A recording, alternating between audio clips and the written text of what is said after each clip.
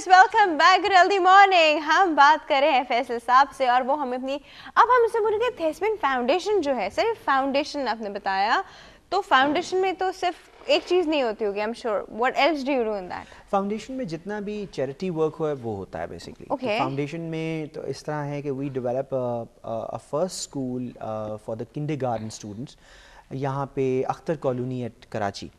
तो उसमें ये था कि वो हमने थिएटर के लिए एक यंग कलर कैंपेन की थी डिफरेंट यूनिवर्सिटीज़ कॉलेजेस में लास्ट ईयर जाके, और हमारी पूरी टीम वहाँ परफॉर्म करती थी और जो फंड रेजिंग होती थी उससे हमने ये स्कूल बनाया। और उसमें हम लोग ये करते हैं कि वहाँ पे फ़िलहाल हमारे पास 70 स्टूडेंट्स पढ़ रहे हैं और अभी आजकल इनके फाइनल एग्ज़ाम्स हो रहे हैं। उसके बाद ये अगली क्लासों में 1 अप्रैल में ये नॉर्मल जनरल जो एक एजुकेशन होती है, बेसिक एजुकेशन किंडरगार्टन की, प्रेप 1 की, प्रेप 2 की और डिफरेंट, तो ये वो है बेसिकली। अच्छा, उसके बाद ये कि ये है, उसके बाद हमने एक बस ली, उसको रेनोवेट किया और द फ्लाइंग क्लासरूम एक हमने नया कॉन्सेप्ट बनाया गोएते इंस्टीट्यूट के ताउन से, और हमने ये किया कि उसमें पूरा एक इन्वायरमेंट बनाया है क्लासरूम का उस बस में, और वो बस कराची की डिफरेंट कच्ची आबादियों में स्टॉप करती है जाके, और वहाँ पे बच्चे वहाँ इनरोल हुए हुए हैं, वो पढ़ते हैं और 2-2 घंटे की क्लासेस होते हैं। कोई रैंडमली नहीं आ सकता। जी बिल्कुल, और वो फिक्स है, वो पूरा उनका 1 साल पढ़ते हैं और उसके बाद फिर वो हमारा जो स्कूल है वहाँ अगली क्लासों में चढ़ जाते हैं। तो ये पहला साल है, बड़ा अच्छा एक्सपीरियंस रहा। बिल्कुल, फर्स्ट ईयर मतलब बस में, और उसके बाद बस वो फिर स्कूल के लिए चले जाते हैं। बस जो है बेसिकली वो केजी क्लास को पढ़ाती है, मतलब केजी क्लास है उसमें, और केजी पढ़ के उसके बाद डायरेक्ट वो क्लास 1 के लिए तैयार होके जाते हैं। बड़ी अच्छी टीम है जो हमारे साथ काम कर रही है, टीचर्स की भी और इसातिज़ा हैं जो काम कर रहे हैं, कुछ लोग वॉलंटियर काम कर रहे हैं, कुछ लोग पेड हैं। उसके बाद इसी तरह जो थिएटर की जो चीज़ें चल रही हैं उसमें भी इसी तरह हम लोग काम कर रहे हैं। यूनाइटेड नेशंस का एक चैप्टर है एसीटैज पाकिस्तान चैप्टर, उसका मैं डायरेक्टर हूँ। वो पूरी दुनिया में बड़ी मशहूर परफॉर्मिंग आर्ट्स इंटरनेशनल ऑर्गेनाइजेशन है यूनाइटेड नेशंस की, जो पाकिस्तान में भी हम उस पर काम कर रहे हैं। अभी 20 मार्च को वर्ल्ड थिएटर डे आ रहा है। अच्छा। उसमें भी we have workshops and seminars at PACC। अच्छा, उसके बाद 27 को we are doing Heer Ranjha. It's a beautifully folk story of Punjab. हमारा इसको हम जितनी बार भी रीमेक करें उतना ही ब्यूटीफुल रहती है ये स्टोरी। तो इसी तरह वो है, और बस परफॉर्मिंग आर्ट्स की जितनी चीज़ें हैं वो हम कर रहे हैं इसमें। मेरी टीम का मैं बड़ा प्राउड हूँ। मेरी टीम में मेरे एसोसिएट डायरेक्टर हैं आलमगीर खान, नौमान शेख हैं, इसके अलावा क्रिएटिव डायरेक्टर में उमर मलिक हैं, और इसके अलावा भी वो तमाम लोग जो मेरे साथ एसोसिएट रहे हैं, उन सब की बहुत मेहनत है इसके साथ। मैं अकेला नहीं हूँ। आपकी एक बात मैंने पकड़ ली है। जी ज़रूर पकड़ें। हाँ, वो मैंने पकड़ ली है और वो मैं पूछने वाली हूँ। प्लीज़। आपने सबसे पहले शुरू में कहा था कि मुझे पता चला कि थिएटर जो है वो बेस है। जी बिल्कुल। थिएटर बेस कैसे है? देखिए, theatre is a primary acting, theatre is a primary thing. जब आप स्टेज पे होते हैं, हम जब टीवी ड्रामास में सोप्स की एक्टिंग की बात करें, होस्टिंग की बात करें, तो क्या ये सब बेसिस नहीं है? नहीं, उसकी वजह यह है कि जो आपको डेवलपमेंट थिएटर सिखाता है, थिएटर के बाद जब आप टीवी पे जाते हैं तो वो आपकी जो जितनी शाइनेस और जितनी आपकी झिझक, परेशानियां कैमरे को फेस करने के लिए होती हैं, वो ऑलरेडी पहले ही दूर हो चुकी खत्म कर देता है। उसके बाद ये होता है कि वो नए स्टूडेंट्स, वो नए लड़कियां लड़के जो इस फील्ड में आना चाहते हैं, वो पहले ज़रूर थिएटर करें। कम से कम 1 प्ले, 2 प्ले, 3 प्लेस थिएटर करें, थिएटर वर्कशॉप्स लें। उसके बाद जब वो किसी भी प्रोमिनेंट डायरेक्टर को ऑडिशन देने जाएंगे तो सबसे पहले डायरेक्टर उनको कास्ट करेगा।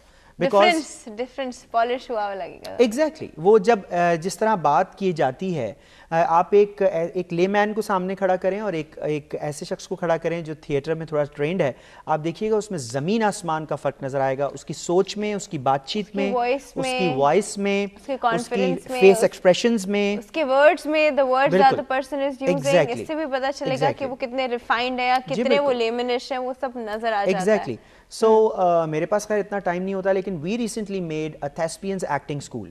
थेस्पियंस acting school is running in Gulshan Iqbal, तो कराची। तो ये है कि उसमें फिर स्टूडेंट्स आते हैं, एडमिशन लेते हैं, उसमें हमने कई बैचेस पास आउट किए हैं, और वो पाकिस्तान के माशाल्लाह अच्छे डायरेक्टर्स के पास इस वक्त टेलीविजन में और थिएटर्स में या टीवी कमर्शियल्स में काम कर रहे हैं। And you mean to say that they perform better?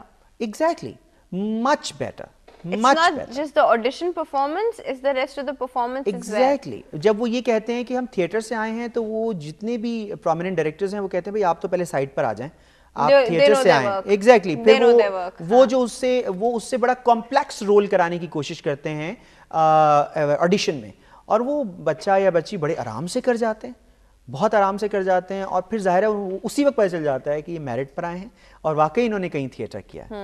तो इस अब थिएटर अकेडमीज पाकिस्तान में है भी नहीं इतनी ज़्यादा, एक दो ही हैं जो मुख्तलिफ आर्टिस्ट चला रहे हैं या जी बिल्कुल। अच्छा सर, ये थिएटर के लिए आवाज़ जो होती है, ये इसके लिए आप लोग स्पेशल ट्रेनिंग देते जी, हैं? इसकी एक्सरसाइजेस होती हैं। इसके अलावा जो एक्टिंग सिखाने की होती हैं वो एक्टिंग गेम्स होती हैं, जो डिफरेंट यूनिवर्सिटीज़ में भी हम कराते हैं, वर्कशॉप्स में कराते हैं। वो एक्टिंग गेम्स से आप में शाइनेस ख़त्म होती है, आप इनकरेज होते हैं। आप जब स्टेज पे जाते हैं और सामने 1000 का मजमा या 2000 का मजमा या 3000 का मजमा होता है, उसको कंट्रोल करना सियासतदान का काम है, एक आम आदमी नहीं कर पाता। लेकिन एक एक्टर जो होता है वो इतनी अच्छे तरीके से उसको मैनेज करता है, और वो ऑडियंस में से कभी ऐसा भी हुआ कि किसी ने टॉन्ट कर दिया या कोई जुमला आ गया, तो उसमें इतनी करेज होती है कि वो एड लिप करता है। Ad lib is a terminology कि जिसमें आप अपनी मर्जी से कोई चीज़ ऐड करते हैं ताकि ऑडियंस का जो वो इंटरेस्ट है वो डेवलप होता रहे और ऑडियंस का इंटरेस्ट खत्म ना हो सके, कहीं ब्रेक ना हो जाए। तो इस वजह से ये चीज़ें, तमाम टर्मिनोलॉजीज, जितनी टेक्निक्स हैं, जितनी टिप्स हैं जो इंटरनेशनल स्टैंडर्ड पे कराई जाती हैं, वो हम लोग करवाते हैं। सही। अच्छा सर, मुझे एक बात, अब हमें थोड़ी सी एक्सरसाइज कराएं, मतलब people who are watching it, मैं भी और जो और लोग देख रहे हैं, उन्हें वो थिएटर वाली आवाज़ निकालनी है, वो कहाँ से, कैसे, क्या करें? देखिए, एक चीज़ होता है, डॉक्टर्स बेहतर जानते हैं कि हमारे पास एक डायफ्राम होता कहते है। हैं पेट से आवाज़ निकालो। जी बिल्कुल, अब वो पेट एग्जैक्टली पेट के ऊपर एक मेम्ब्रेन होती है जिसको डायफ्राम कहते हैं। हाँ, ये वो रही, जी बिल्कुल, पेट के बिल्कुल लंग्स और पेट के बीच में है। एग्जैक्टली वो जो डायफ्राम होती है वो एक ऐसी चीज़ होती है जो आपकी आवाज़ बनाती है। ना सीने से बोलना है ना Resonance गर्दन लाती से है। बोलना है। Exactly okay. जिस ना सीने से बोलना है, ना गर्दन से बोलना है, ना नाक से बोलना है। चलिए सर, आप ट्राई करें। आप क्या ट्राई करें? यू नो इट, लेकिन चलिए आप करके थोड़ा सा डायफ्राम से बताएं कैसे निकालते हैं आवाज़। नहीं, उसकी एक्सरसाइजेज हैं, आई कैन अंडरस्टैंड। उसमें डिफरेंट एक्सरसाइजेज हैं। जैसे एक छोटी सी एक्सरसाइज आप ये करें कि आप उर्दू के हरूफ तहज्जी में ले लें और उसमें आप ये शुरू करें क क क क क क क ग ग ग ग ग ग ग क। ठीक है, ये वो चीजें हैं जिससे आपकी चीजें शुरू होती हैं। ये बड़ी फनी एक्सरसाइजेज हैं। आपको पहले बड़ी हंसी आएगी कि मैं ये क्या कर रहा हूँ, लेकिन उसके बाद आपको अंदाजा होगा कि नहीं भाई ये तो चेंज ला रहा है मेरी आवाज के अंदर। एग्जैक्टली, तो ये बड़ी टेक्निकल चीज है। अच्छा जी, क्या बात है जी। अब हर चीज में देखिए ना कहीं कोई टेक्निकल पॉइंट ऐसा निकलता है जो हम लोग को नहीं पता होता। बैठ के देखना कितना आसान है। और जब आप जितने थिएटर्स देखते हैं उसकी एक महीना, दो महीना रिहर्सल्स होती हैं डेली बेसिस पे। समटाइम्स जब टाइम कम होता है तो सुबह से लेकर रात तक रिहर्सल्स होती हैं। आप उस दौरान ना अपनी जॉब कर सकते हैं, ना आप कहीं ट्यूशन पढ़ सकते हैं। आपको अगर आप कास्ट हैं किसी थिएटर प्रोडक्शन की, तो आपका दिल, दिमाग, रात को सोना उठना सब आपका घर बार जिंदगी थिएटर। मैं कहता हूँ कि हमारे उस्ताद कहते हैं, जो राहत काज़मी साहब बड़े मशहूर उस्ताद हैं हमारे, वो ये कहते हैं कि जब आपको अपनी ख्वाबों में कोई चीज़ आने लग जाए तो समझ लें कि आपने उस चीज़ के रियल एसेंस को पा लिया है। चाहे वो आपके डायलॉग्स हैं, चाहे वो आपकी होस्टिंग है, चाहे वो आपकी एक्टिंग है, या चाहे आपकी वो नॉर्मल वो तालीम है जो आप एजुकेशन हासिल करते हैं। It's not easy. जी बिल्कुल। स्टेज पे जाके खड़े होना, इतने सारे लोगों के सामने बात करना, वो कॉन्फिडेंस मेंटेन रखना, और जिस आपने कहा बीच में एड लिंक कर देना, this is seriously not easy. Ad lib कर देना जी। एड लिप, एक्सटेम्पोरली कुछ बोल देना।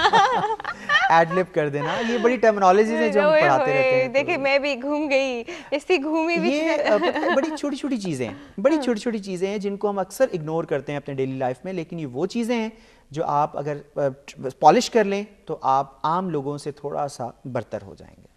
सही। अच्छा सर, वो हमारे सेगमेंट का टाइम खत्म हो गया। श्योर, इसमें हम कुछ ऐड लिप नहीं कर सकते। हमारे सेगमेंट का टाइम खत्म हो गया। थैंक यू वेरी मच, आपने मुझे इनवाइट किया। सर मैं तो थैंक यू करूँ, आप आए उसका thank you so much for coming. बहुत बहुत शुक्रिया आपके आने का। बड़ा मज़ा आया सर से बात करके। एक नई चीज़ के बारे में जब भी हम बात करते हैं सीखने को मिलता है तो बड़ा अच्छा लगता है।